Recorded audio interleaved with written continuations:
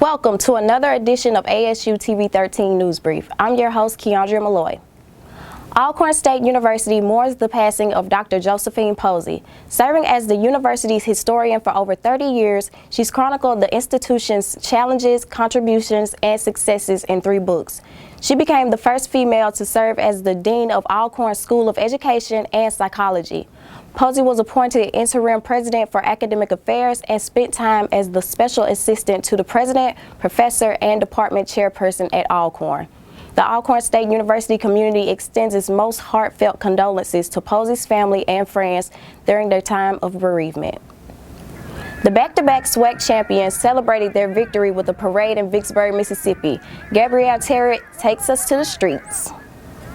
This football season, the Braves defeated Southern University in the 2019 SWAC Football Championship.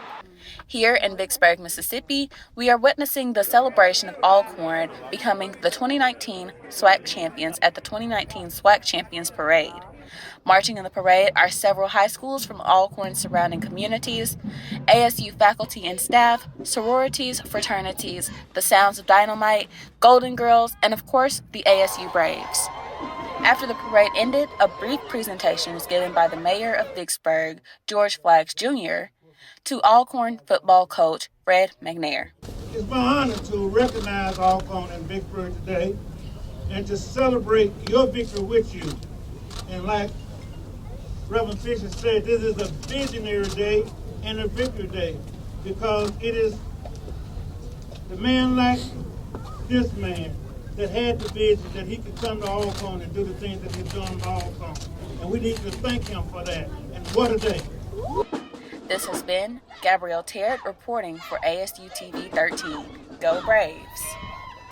Thanks, Gabrielle. Graduation is right around the corner, which means it's time for seniors to submit the application for their degree. The deadline is January 24th and the fee is $50. After this date, the fee will increase to $100. The application is available at alcorn.edu under Faculty and Staff Resources tab. Safety comes first and is one of the main concerns here on campus. Here, I had the chance to visit dorms to experience the new safety policies. Now, the Department of Residence Life asks you to keep your doors locked securely, both when going to and from class for your safety. As a part of the building security protocol, random door checks will be held in all residence halls. The university encourages you to keep your doors locked at all times when leaving your room. Contessa McClendon explains.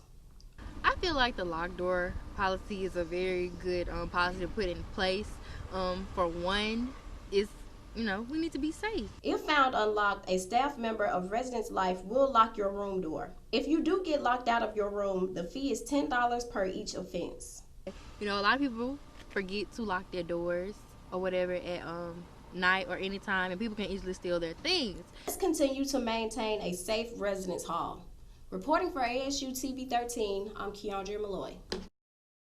Join Girls Coalition in their Baby Supply Drive, a donation drive for babies living in foster care, low-income households, and homeless shelters. Drop-offs will be in the Female Honors Hall lobby every Tuesday and Thursday from 11 a.m. to 12:30 p.m. until January 30th.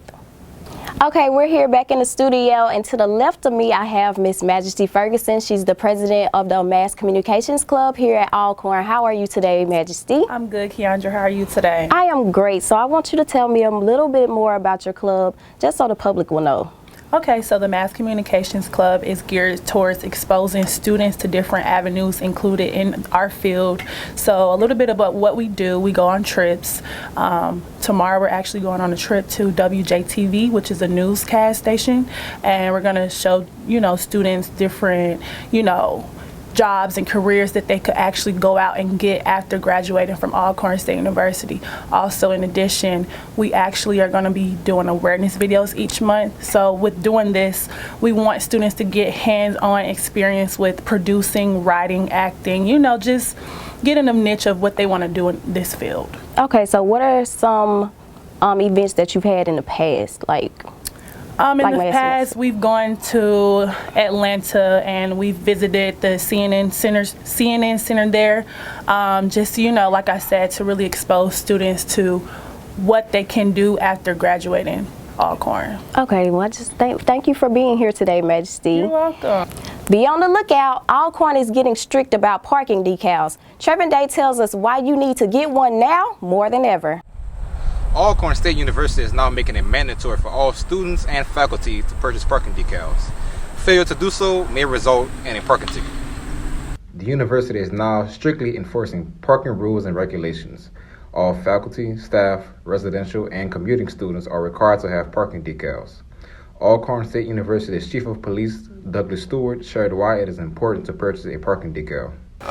Well, the importance of getting a parking decal, it helps us to identify vehicles on this campus and whether that vehicle has a legitimate reason for being on our campus. Chief Stewart says that having a parking decal also helps police identify who you are in case of an emergency off campus. Also, it could be if a situation takes place off our campus that a person needs to be identified. That person possibly could be identified, or the driver of the vehicle or on the vehicle, based on the registration of that decal on our campus. Stewart says that those who fail to purchase a parking decal will receive a ticket. If they don't have a decal, you could be ticketed for that. And some students and staff feel that I'm not going to worry about this ticket. It goes on your account, and if you have to re-register for school, or if you leave school, need to get copies of your records or other documents from the university, there's a hold been placed on your account because you owe for that citation, and you can't get it until it's satisfied. Chief Stewart also added that they have sent faculty, staff, and students emails and also placed flyers around campus to inform everyone to purchase parking decals. Jacquard Francois gave his thoughts about purchasing a parking decal. Parking decals help the campus police identify students and faculty well, and without having the parking decals, that would put us in danger because campus police wouldn't be able to identify who's a student and who's not, so anybody could just come on campus. The university police encourage everyone not to park in fire lanes, reserved parking, and handicap zones. Parking decals can be purchased at the business office located on the second floor of the Walter Washington Administration Building. Be sure to purchase your parking decal by January 24th. This is Trevin Day reporting for ASU TV-13. Thanks, Trevin. ASU TV-13 reminds students that the deadline to pay their fees is January 27th. Failure to pay will result in students being removed from their classes. A lot of CEOs are beginning to step out on campus and promote their businesses. Ariel Robinson talks with a few business owners. In this day and age, a lot of young people are gravitating towards becoming young entrepreneurs. Today, we find out why some of the women at Alcorn State University decided they wanted to start their own business. My name is Diamond Johnson. The name of my business is Wigs by Diamond.